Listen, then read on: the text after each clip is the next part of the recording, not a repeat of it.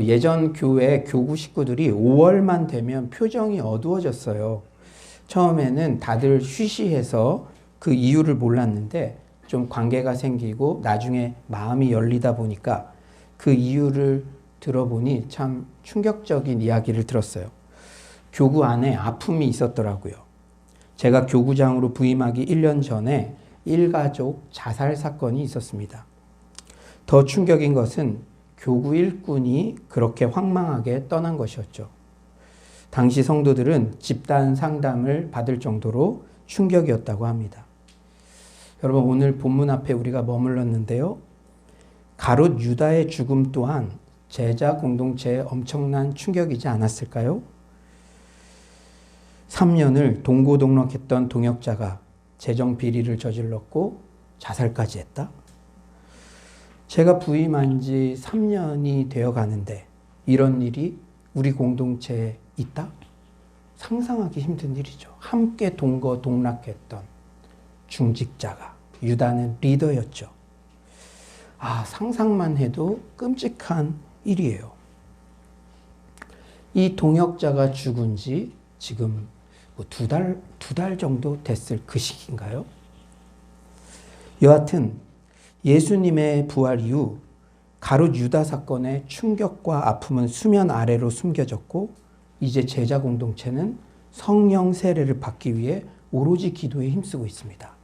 이게 지난 시간까지 살펴본 사도행전 1장 제자 공동체의 모습이죠. 그런데 오늘 본문의 내용이 불쑥 등장해요. 오로지 기도에 힘쓰고 바로 오순절 마가의 다락방, 그 대단한 성령 강림 사건이 딱 했으면 흐름상으로도 자연스럽고 축제 같고 막 박수를 쳤을 텐데 공동체의 아픔, 그 흑역사가 베드로에 의해서 언급되어집니다. 누구에 의해서요? 베드로. 우리 16절 한번 다 같이 한번 읽어볼까요? 16절입니다. 시작. 형제들아, 성령이 다윗의 입을 통하여 예수께 잡는 율법자들의 길잡이가 된 유다를 가리켜 미리 말씀하신 성경이 응하였으니 마땅하도다. 누가 이 이야기를 꺼냈습니까? 베드로. 그런데 생각해 보세요. 베드로가 유다에 대한 말을 꺼내기가 과연 쉬웠을까요? 베드로나 유다나 예수님을 배신한 철저한 실패자였습니다. 예를 들어서 이건 진짜 예입니다. 불륜의 고통 가운데 신앙을 이렇게 회복해서 가정이 회복된 그런 사람이 있는데 누군가가 내 동료가 불륜 때문에 감옥에 갔다 그래 보세요. 다 공동체에서 쉬쉬하고 있죠. 그랬던 경험이 있는 사람이 그 쉬쉬했던 문제를 꺼내기가 쉽겠습니까? 대부분 다 그냥 감추려고 하겠죠. 그런데 베드로가 그 말을 꺼냈어요. 베드로나 유다나 예수님을 배신한 철저한 실패자였습니다. 하지만 회개 여부에 따라 인생이 완전히 달라졌죠. 회개가 이렇게 중요한 줄 믿습니다. 베드로는 신앙의 퇴보 후에 회복되었지만 유다는 그저 반역자로 인생을 마감했어요. 한때 같은 처지였던 배신자 베드로가 유다에 대한 말을 꺼내기 쉽지 않았겠지만 베드로가 오로지 기도에 힘쓸 때 주님께서 감동을 주신 게 분명합니다. 제자들 중에서도 제일 말 꺼내기 어려운 그 사람이, 그리고 다 덮고 있는 그것이 성령 충만 사건, 그 위대한 사건을 앞두고 드러났다는 것은 오로지 기도에 전무했을 때 베드로에게 그 감동을 주신 것이죠. 여러분 잘 들으십시오. 이렇게 공동체가 새로운 출발을 앞서 과거를 매듭지어야 합니다. 성령님께서 공동체의 연약함, 과거의 죄를 드러내실 때 미봉책으로 덮지 말고 회개하고 새롭게 완비해야 합니다. 코로나19의 시간을 우리에게 주신 이유를 알아야 돼요. 우리가 코로나19의 시간을 통과할 때도 이렇게 과거의 죄를 매듭짓고 정비하는 자세가 너무나 중요합니다. 그런데 또 중요한 것, 여러분 주목하십시오. 하지만 과거에만 머물러 있어서도 안 됩니다. 오늘 본문의 분위기는 죄책감이나 우울감이 지배하지 않아요. 내가 3년이나 함께 했는데 유다의 비리를 예방하지 못했다니, 유다의 자살을 나는 왜 막지 못했나? 이런 자책은 발견되지 않아요. 여러 가지 아픔에도 불구하고 그래도 공동체에 주신 사명은 중단 없이 완수해야 한다. 이런 뉘앙스로 유다 대신 새로운 대체자를 찾고 완비된 상태에서 공동체는 다시 나아갑니다. 과거의 매듭을 짓고 미래로 나아가는 모습이죠. 그런데 유다 대신 마띠아를 뽑는 과정에서 교회 공동체가 사람을 세우는 중요한 원리를 발견할 수가 있어요. 이것은 비단 사람을 세울 때뿐 아니라 교회 공동체에서 의사결정을 할 때 적용할 수 있는 중요한 성경적 원리입니다. 그리고 교회 공동체뿐 아니라 여러분들 요새 회자되는 말 중에 결정장애라는 말이 있죠. 여러분 인생에서 중요한 의사결정을 할 때도 오늘 본문 말씀은 아주 기준이 되는 그런 중요한 말씀입니다. 우리 좌우에 한번 이렇게 인사해 볼까요? 오늘 수지 맞으셨습니다. 오늘 수지 맞으셨습니다. 예, 오늘 말씀 잘 듣고 성경적인 선택하셨으면 좋겠어요. 코로나19로 모든 것이 변화된 세상, 교회에도 많은 변화가 요구되고 있죠. 이제는 변화가 단지 개선을 위한 선택 정도가 아니죠. 생존을 위한 필수가 되어버렸어요. 여러분 사업장도 변화가 그냥 조금 더 매출 올리기 위한 그게 아니라 생존하려면 변화되지 않으면 살아남을 수 없는 그 세계가 이미 도래했습니다. 만약 현재 코로나 상황에 삼성 이건희 회장이 병상에서 일어난다면 마누라와 자식 빼고는 다 바꾸라라는 과거의 선언보다도 더 강력한 변화를 요구할 것이에요. 하지만 그 모든 변화 가운데도 변하지 말아야 할 것은 바로 성경적 원리입니다. 이후 서울로 공동체의 모든 의사결정 가운데, 여러분의 선택 가운데 오늘 본문이 주시는 성경적 원리를 귀한 가이드라인으로 삼으시기 바랍니다. 아멘이십니까? 그 목표를 딱 두고 오늘 말씀에 집중해 보세요. 그리고 제가 오늘 일주일 동안 설교 준비하면서 중요한 선택의 갈림길에 있는 성도님들이 많을 것이다. 이제 뉴 노멀 준비하는데 이렇게 할까 저렇게 할까 오늘 말씀을 기준으로 삼으시기 바랍니다. 첫 번째로 모든 의사결정은 철저히 성경의 기준에 근거해야 돼요. 어떤 기준? 성경. 베드로는 우선 가룟 유다의 자살 이유가 바로 스승 예수에 대한 배신 때문이라는 사실을 성경에 근거하여 설명하고 있어요. 16절이죠. 형제들아 성령이 다윗의 입을 통하여 예수 잡는 자들의 길잡이가 된 유다를 가리켜 미리 말씀하신 성경이 응하였으니 마땅하도다. 유다를 가리켜 미리 말씀하신 성경은 바로 시편 41편 9절을 말합니다. 내가 신뢰하여 내 떡을 나눠 먹던 나의 가까운 친구도 나를 대적하여 그의 발꿈치를 들었나이다. 이 내용이 시편에 이미 기록되어 있어요. 그의 발꿈치를 들었나이다. 신뢰하는 자의 배신은 짐승이 뒷발질하여 주인을 다치게 하는 일이나 마찬가지라는 말씀이죠. 가룟 유다가 스승 예수에 대해 시편에 묘사된 그런 배신을 했다는 거예요. 다음으로 베드로는 가룟 유다의 대체자를 뽑아야 하는 이유 또한 철저히 성경에 근거하여 제시해요. 20절이죠. 시편에 기록하였을 때 그의 거처를 황폐하게 하시며 거기 거하는 자가 없게 하소서 하였고 또 일렀으되 그의 직분을 타인이 취하게 하소서 하였도다. 언급된 말씀 구체적으로 시편 109편 8절 말씀이에요. 그의 연수를 짧게 하시며 그의 직분을 타인이 빼앗게 하시며 그의 직분을 타인이 빼앗게 하신다. 베드로는 스승 예수에 대한 배신으로 생을 스스로 마감한 유다의 대체자를 뽑아야 한다는 의제를 그냥 자기 생각으로 내가 수제자니까 지금 이때야 이런 게 아니라 철저히 성경에 근거해서 이렇게 제시하고 있는 것이죠. 이렇듯 크리스천은 모든 말과 생각과 행동을 철저히 성경에 근거하여 하려는 태도가 너무나 중요합니다.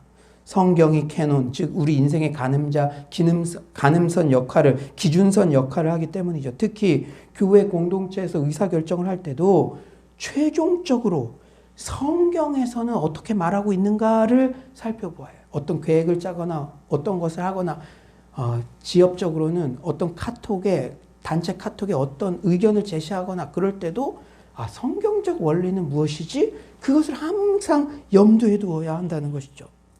여러분 둔촌동 보은병원 아시죠? 보은병원? 그 보은병원 옆에 함께하는 교회라고 있어요. 원래 잠실 상가에 있었는데 2년 전에 둔촌동에 있는 기존 교회를 매입하여 리모델링을 했다고 합니다. 우연찮은 기회에 목사님 4분과 교제했는데 참으로 큰 감동이 있더라고요. 특히 열악한 재정 상황에서도 교회를 매입하고 리모델링하는 과정에서 하나님께서 기적적으로 행하신 일은 정말 꿈꾸는 일 같았습니다. 그런데 물론 이 코로나19의 비상 상황에서도 재정을 채워주신 하나님의 스토리가 너무 큰 은혜였지만 저에게 더 큰 감동이 되었던 것은 교회에서 중요한 의사결정을 하는 프로세스였어요. 리더십들이 매일 큐티를 하고 그날 묵상 말씀이 자신에게 어떤 감동을 주는지 그 말씀을 근거로 의사결정을 하니 공동체가 평안하고 하는 결정마다 큰 열매를 맺었다고 합니다. 미션홈을 다시 열어야 될까요? 우리가 컴패션 그로잉 EOE 사역을 해야 될까요? 예, 오늘 큐티 말씀은 어떤 감동을 주시죠? 예, 이렇습니다. 예, 이렇습니다. 예, 이렇습니다. 말씀이 공동체를 이끌어가니까 이 코로나19의 이 어려운 상황에서도 그러한 기적 같은 일을 하나님께서 해결해 주시고 공동체 모든 성도들이 말씀이 진짜 살아있구나 그것을 경험하게 되는 거예요. 더욱더 믿음이 성장하게 되는 것이죠. 바로 이거다. 저는 우리 서울로 공동체의 미래를 보는 것 같아 너무 기뻤습니다. 우리 교회도 현재 대부분의 성도님들이 새벽 큐티 본문을 묵상하고 한 줄 큐티 댓글을 달고 하루를 어떻게든 그 말씀 가운데 살아가려고 몸부림치고 있죠. 중요한 결정을 할 때 적극적으로 그날 본문을 리마인드하고 그 깨달음을 적용해 보시기 바랍니다. 여러분, 교회일 뿐 아니라 여러분 사업에서 지금 다 중요한 결정들을 해야 되잖아요. 공동체의 동일한 본문을 묵상하게 하시는 데는 하나님의 이유가 있어요. 여러분이 서울에 그 수많은 교회들이 있는데 이 교회로 인도하신 게 하나님의 섭리가 있죠. 그 공동체 매일마다 말씀 함께 묵상하는 그 본문은 여러분의 삶에도 구체적으로 주시는 말씀인 줄 믿습니다. 제가 어제도 청년들과 함께 그날 큐티 본문을 나눴죠. 예배 준비를 하며. 근데 놀라운 말씀이 적혀져 있는 거예요. 지금 이스라엘 백성들이 바벨론에 포로로 돼 있고 압제를 받으니까 사람들이 손가락질하겠죠.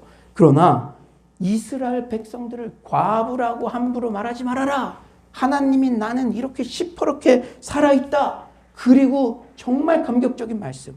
이스라엘 백성들이 죄악 때문에 그 땅들이 그렇게 황폐해졌어도 나는 이스라엘 백성들 너희와 묶여져 있다.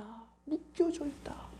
우리가 어떤 죄악으로 엉망진창의 상황을 살고 있고 지금 코로나19로 한국 교회의 위신이 땅에 떨어지고 우리 서울로 공동체가 연약해 보여도 하나님은 서울로 교회와 엮여져 있다. 제가요? 이제 이 미래 이 공동체를 어떻게 이끌어갈까? 0.5초 아니 1초 잠깐 우울이 들어오려고 그러다가 이 말씀이 딱 내가 서울로 공동체와 엮여져 있다. 아무리 우리가 연약해 보여도 과부라고 놀리지 마. 하나님이 시퍼렇게 살아있어. 이 말씀이 딱 들어오니까요. 우리 청년들 한 명 한 명을 바라보는데도 저 포텐셜. 하나님이 너의 인생에 엮여져 있다. 실망하지 말아라. 우리 성도님 한 분 한 분에게도 그렇게 동일하게 말씀하고 계신 줄 믿습니다. 어제까지 혹시 혼자 과부로 버려진 것 같아서 그랬던 분 계세요? 만약에 여러분들이 우리 공동체에 주신 말씀을 묵상했다면 이 말씀이 여러분의 삶을 이끌고 붙잡았겠죠. 사랑하는 여러분, 매일매일 하는 우리 큐티 본문 말씀을 묵상하고 어떻게든 그 말씀의 깨달음으로 중요한 선택들을 하시는 여러분 모두가 되시길 간절히 축원합니다. 성경 말씀은 그냥 책 속에 고이 간직된 죽어있는 말씀이 아니에요. 하나님의 말씀은 살아있어 운동력이 있는 말씀입니다. 하나님의 말씀은 교회 안에서만 통용되는 것이 아니라 우리의 모든 일에 교훈과 책망과 바르게 함과 의로 교육하기에 유익합니다. 의로 교육하게. 여러분의 자녀 교육을 할 때도 그냥 세상에 그런 과외 선생님 그런 사람들이 교육하는 게 전부가 아니라 전망, 대학 전망 그것이 전부가 아니라 모든 성경은 의로 교육하기에 유익하니 주의 말씀은 우리 모두의 인생, 우리 공동체 미래의 모든 발걸음에 대한 등이요 빛이라는 사실을 명심하시기 바랍니다. 여러분 지금 더 어둡잖아요. 어떻게 가야 될지 모르겠잖아요. 그런데 어두움 가운데 갈 길을 밝히 비춰주는 빛이 있고 등이 있는데 그게 바로 하나님의 말씀입니다. 그런데 오늘 본문을 찬찬히 들여다보면 한 가지 의문이 생겨요. 왜 가롯 유다의 대체자는 뽑았는데 여러분 사도행전 뒤에 보면 사도 야고보가 순교합니다. 그런데 야고보 순교 이후에도 결혼이 발생했는데 그때는 사도를 대체해서 뽑지 않아요. 이게 왜 그럴까? 그 이유 또한 성경에서 찾을 수 있습니다. 12명의 사도는 10이라는 숫자, 완전수죠. 물론 이스라엘 12지파에 대한 상징이에요. 그러니까 12사도를 채워놓고 시작한 것은 온 땅에, 온 열방에 이 새로운 초대교회 공동체, 교회를 통해서 온 열방에 복음이 전파된다는 사실을 함축하고 있죠. 그런데 이 12이라는 숫자는 지상에서의 의무뿐 아니라 마지막 심판 때의 12지파와 보좌를 상징한다는 측면도 있습니다. 요한계시록 21장 14절은 말씀하죠. 그 성의 성곽에는 12기초석이 있고 그 위에는 어린 양의 12사도의 12이름이 있더라. 가롯 유다는 배반했기 때문에 사도에서 탈락해서 그 이름은 빠졌겠죠. 그러나 이 12이라는 숫자는 지상에서의 숫자만을 상징하는 것이 아니기 때문에 사도 야고보는 순교했기 때문에 여전히 그 이름이 빛나고 있죠. 그래서 다시 뽑지 않았습니다. 여러분 이렇게 성경을 보니까 이해가 되시죠? 화요 성경 심화 과정 때도 우리 성도님들이요 성경이 성경을 해석하는 송이꿀보다 단 성경의 맛을 조금씩 체험하고 있어요. 저희가 수업 끝날 때마다 한 명씩 소감을 듣는데 그렇게 얘기하고 어떤 친구는 다시 한번 들어보고 싶대요. 다시 한번. 지금은 내가 성경을 얼마 몰라서 이해가 적은 것 같은데 이렇게 좀 알고 다시 한번 들어보고 싶다. 여러분 성경이 왜 지금까지도 베스트셀러인 줄 압니까? 교회에서 새신자 오면 성경 무조건 사세요 그런 게 아니라 송이꿀보다 단 재미가 있고 유익이 있기 때문에 지금도 수많은 사람들이 성경을 읽고 성경 안에서 새롭게 회복되고 우리 연예인들도 요새 그런 거 하잖아요. 내가 성경 통도 커뮤니티에 있다. 뭐 관찰 예능 그런 데서도 성경 읽는 장면이 나오잖아요. 그들이 의무감으로 하겠습니까? 사랑하는 여러분, 성경에 유익이 있고 성경은 송이꿀보다 달고 재밌는 하나님의 말씀인 줄 믿습니다. 제가 지금 드리고 싶은 말씀은 딱 한 가지예요. 우리가 성경과 더욱 친해집시다. 성경의 최고의 권위를 둡시다. 성경의 의문, 인생의 의문도 성경을 통해서 해석해 보려고 노력해 봅시다. 여러분도 그런 때 있었잖아요. 이게 이러한가 저러한가 해서 이 성경이 성경을 해석했을 때 그 희열, 지금 얼마나 성경을 사랑하고 있나요? 모든 의사결정의 최고 권위를 성경에 두고 성경 말씀이라면 그저 우직하게 순종하는 거룩한 삶의 습관이 체화되기를 소망합니다. 여러분 이 코로나19 때 중요한 결정을 앞둘 때 지금까지 성경을 생각해서 무슨 결정 해보지 않았다면 오늘부터 해보세요. 오늘부터 밴드에 그 우리 본문 그 말씀 생각하면서 깨달아지는 게 있으면 오늘 중요한 결정을 할 때 그거 먼저 한번 생각해보고 결정해보세요. 전혀 다른 인생이 펼쳐질 줄 믿습니다. 오늘 본문이 주는 두 번째 교훈, 모든 의사결정에 있어서 상식을 무시하지 않아야 한다. 뭘 무시하지 않아야 된다고요? 상식. 교회에서 결정을 한다고 상식을 무시해서는 안 돼요. 21에서 22절 보면 사도의 자격 요건이 나옵니다. 우리 온라인으로 들으시는 분도 있으니까 우리 큰 목소리로 21에서 22절 우리 다 같이 한번 읽어봅시다. 시작. 우리 가운데서 열려져 가신 날까지 주 예수께서 우리 가운데 출입하실 때에 항상 우리와 함께 다니던 사람 중에 하나를 세워 우리와 더불어 예수께서 부활하심을 증언할 사람이 되게 하여야 하리라. 여러분 21절의 가장 앞에 5글자 써 있죠. 뭐? 네, 이러함으로가 중요해요. 이러함으로. 가룟 유다의 대체자를 뽑아야 하는 근거는 철저히 성경에서 제시했지만 사도의 자격 요건은 이러함으로, 즉 공동체 구성원들의 건전한 판단과 이성으로 상식선에서 도출했어요. 최대한 기존 사도들과 경험을 공유하며 예수님의 사역을 이해할 수 있는 자를 사도로 뽑고자 하였습니다. 구체적 자격 요건은 첫째, 공생의 기간 다른 사도들과 함께 다니던 사람, 둘째, 예수님의 부활하심을 목격한 사람이에요.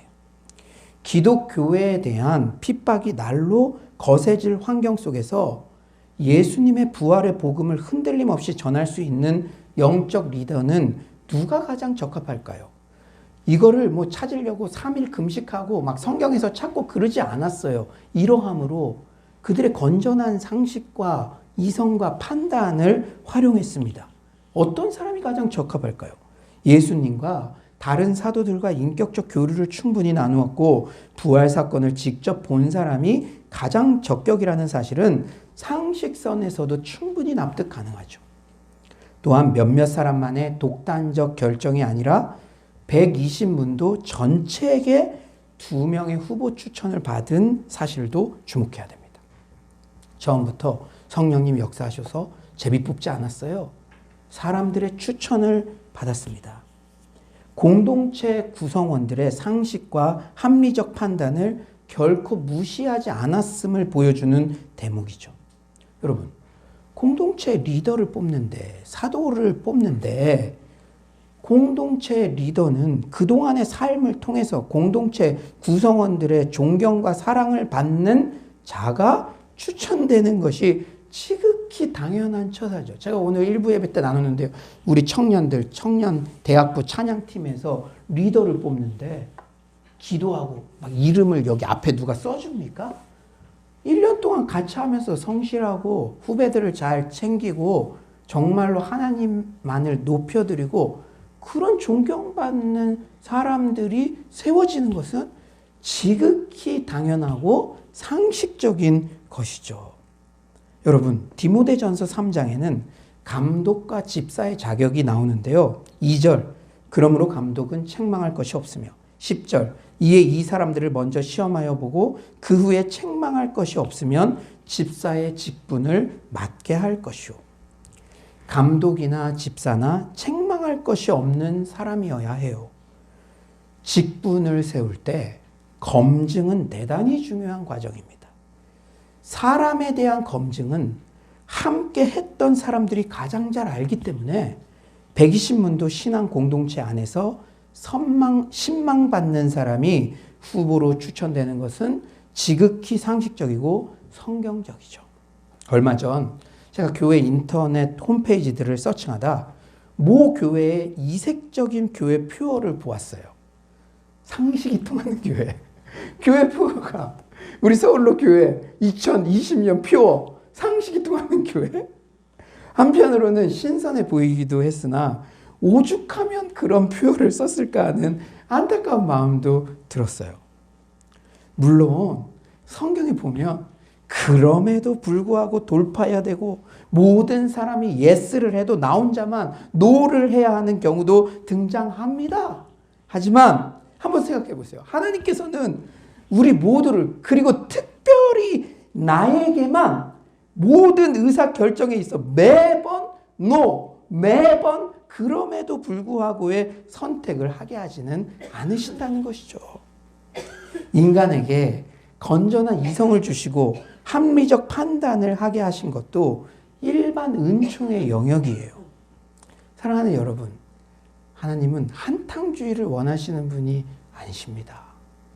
여러분들이 자리에서 성실하게 그러한 일들을 해나가고, 제가 만약에 설교자로 섰는데 1년 동안에 막 성령님께서 강하게 인도하셔서 준비도 안 했는데 막 여러분들이 다 뒤집어지고 그런 일이 한두 번은 있을 수 있겠죠.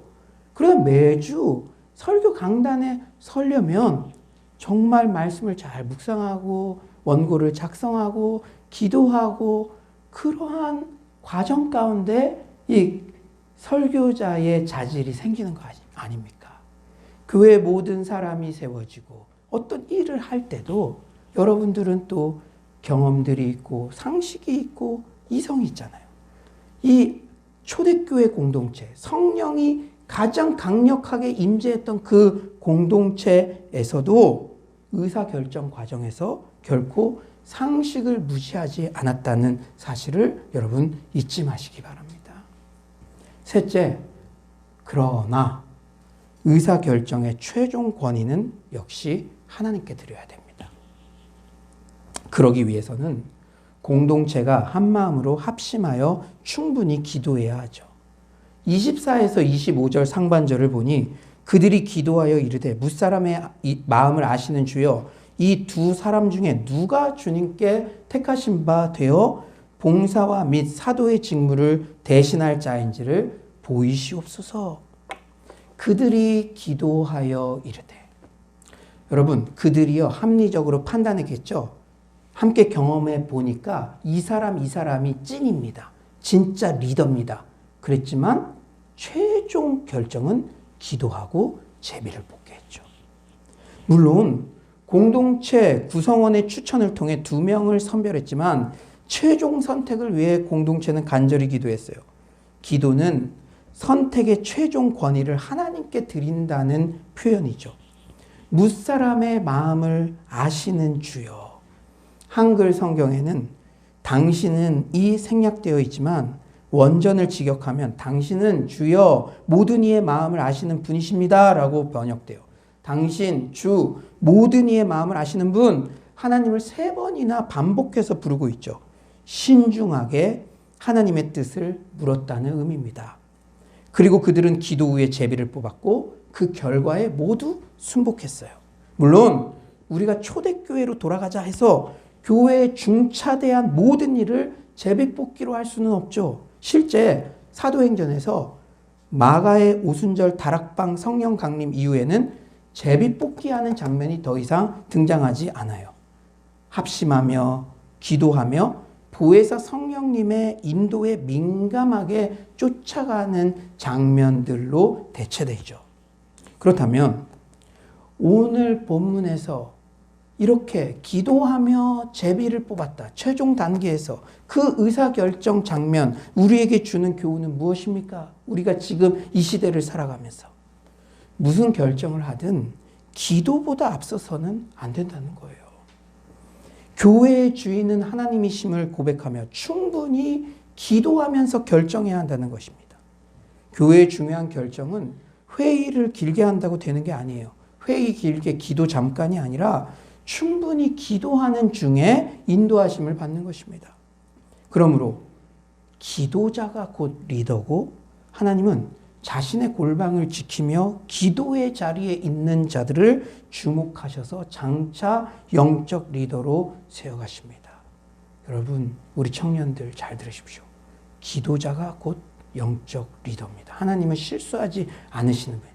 여러분이 꼭 이곳에 와서 기도하는 거, 물론 그거 기도의 불을 지피기 위해서 중요하죠. 그러나 여러분이 코람되어 하루하루 살면서 여러분의 골방에서 기도할 때 보고 계세요. 그 자를 영적 리더로 교회 공동체에서 여러분의 삶 가운데 쓰실 줄 믿습니다. 제가 이렇게 서울로 공동체 목양하면서 참 감사한 것 중에 하나는요. 우리 어른 성도님들이 목사님 그렇게 하시고자 하시면은 하세요. 이렇게 항상 저를 지지해 주시고 옆에서 도와주시고 그러죠. 저는 거꾸로 모여서 좀 얘기도 하시고 상식선에서 또 여러 가지로 한번 생각해 보세요. 저는 거꾸로 막 이렇게 모여서 좀 생각해 보세요 그러는데 항상 목사님 그거는 어떤 사람에 대한 게 아니죠. 목사님이 기도하시면서 결정하셨으니 제가 하나님께서 기도 중에 주신 그 깨달음을 순종하겠습니다. 그런 의미가 있는 거죠. 제가 너무 감사해요. 그런 태도들을 볼 때마다. 우리 서울로 공동체가 크고 작은 여러 사역을 진행해 나갈 수 있고 또 코로나19는 어떻게 보면 대포 같은 그런 상황이죠. 그런데도 이렇게 은혜롭게 순항할 수 있는 것은 주님이 주인 되시는 교회, 하나님을 존중해 드리는 그 마음들이 우리 안에 있고 모든 일을 결정할 때 기도하려고 몸부림쳤기 때문인 줄 믿습니다. 여러분 그랬잖아요. 우리가 모든 중요한 결정에 앞서 기도했고 성도님들이 잘 순종해 주셨습니다. 우리 삼겹줄 프로젝트를 할 때도 12시간 릴레이 기도를 유성막에 하던 중에 하나님이 깨달음을 주셔서 그 일을 진행했고, 성막, 유성막 옮길 때도 한 달 동안 여러분이 한 끼 금식을 하며 릴레이 기도를 하고, 지금 369 기도 밤마다 와서 청년들이 기도하고 있거든요. 하나님께서 미션홈도 하나님의 방법으로 이끌어 가실 줄 믿습니다. 기도하면서 모든 일들이 이루어지는 것을 우리가 다 경험하지 않으셨습니까? 그렇다면 120문도가 한 마음으로 합심하여 기도한 후에 제비를 뽑았는데 최종 결정된 인물이 누굽니까?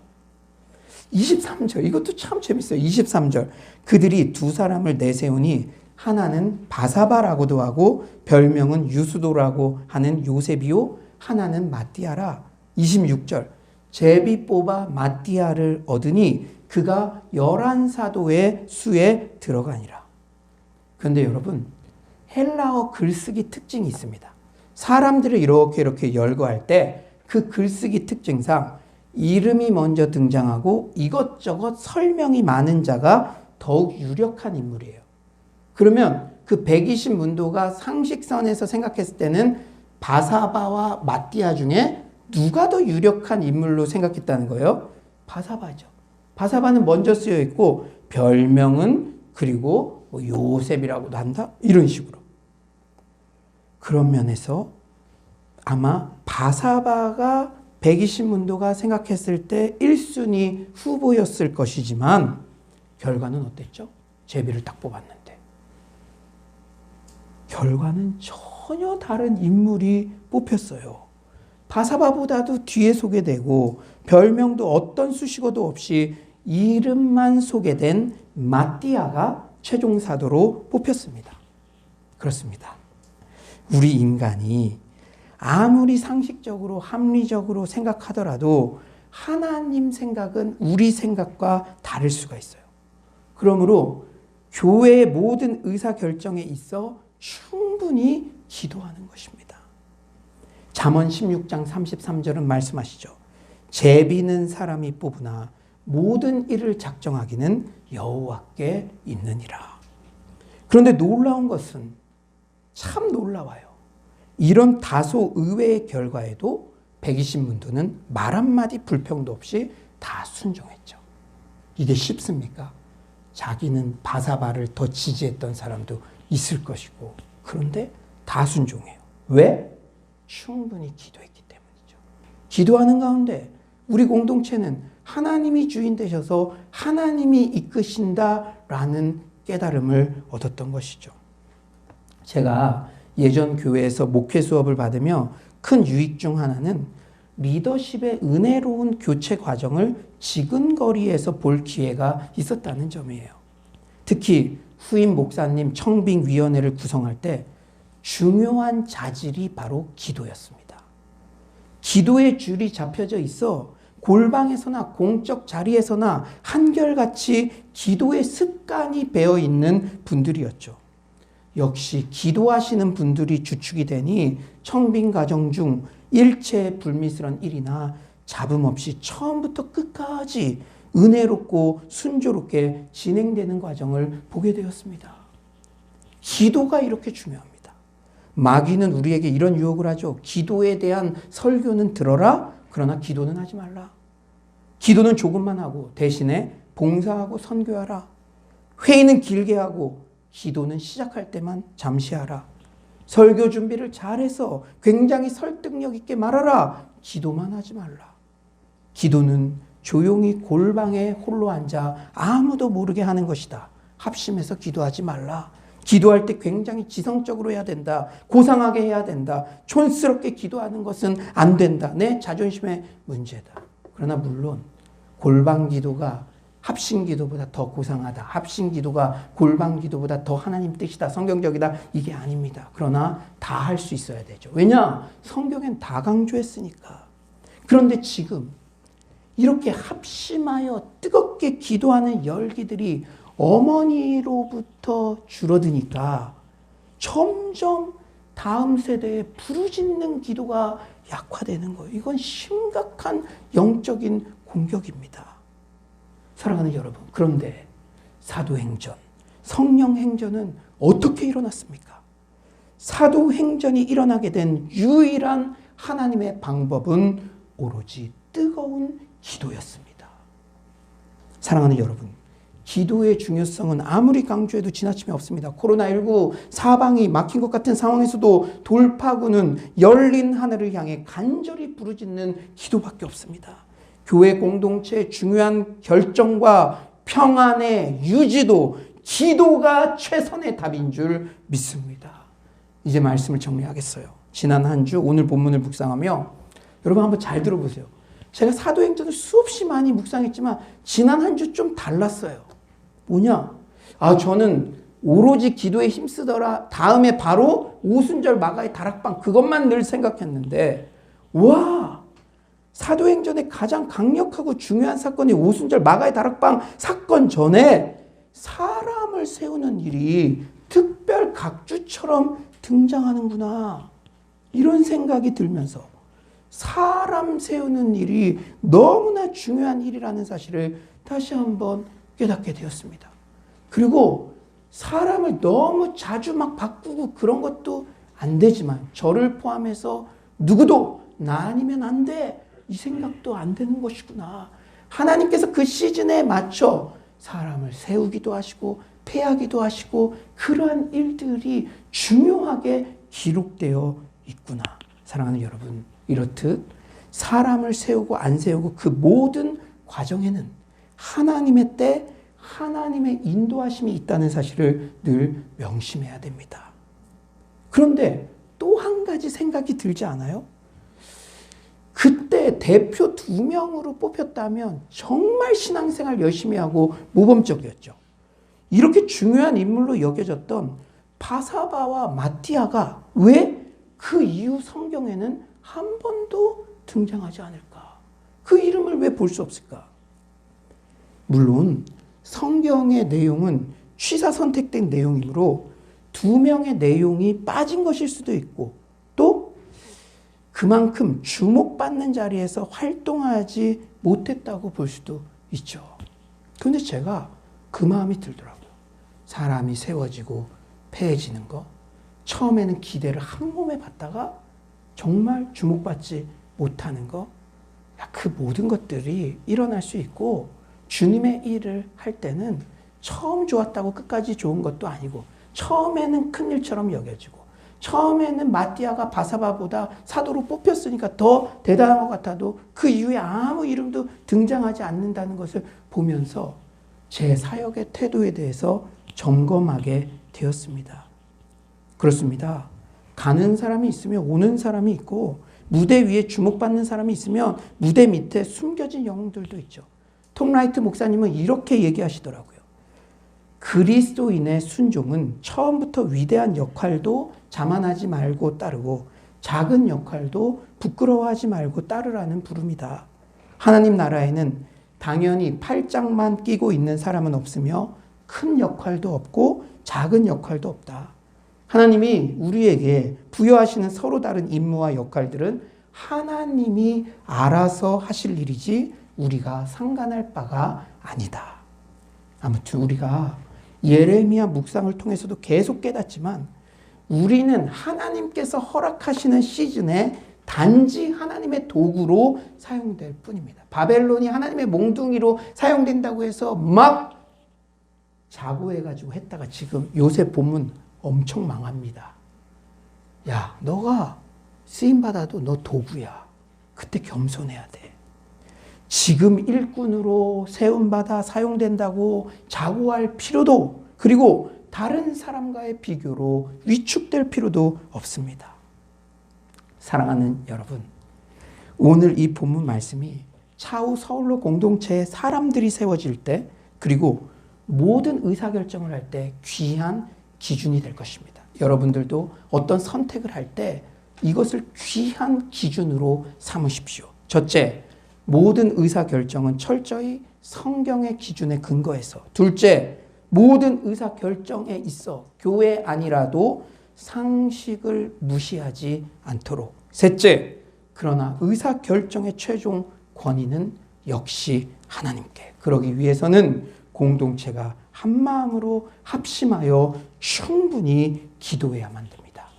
성경, 상식, 기도. 다시 한번 말씀드려 볼까요? 성경, 상식, 기도. 이 세 가지 요소는 하나님의 인도하심을 받는 건전한 결합임을 명심하고, 어떻게든 하나님의 뜻대로 결정하고 하나님 뜻대로만 살려고 몸부림치는 서울의 모든 성도님들 되시기를 간절히 축원합니다.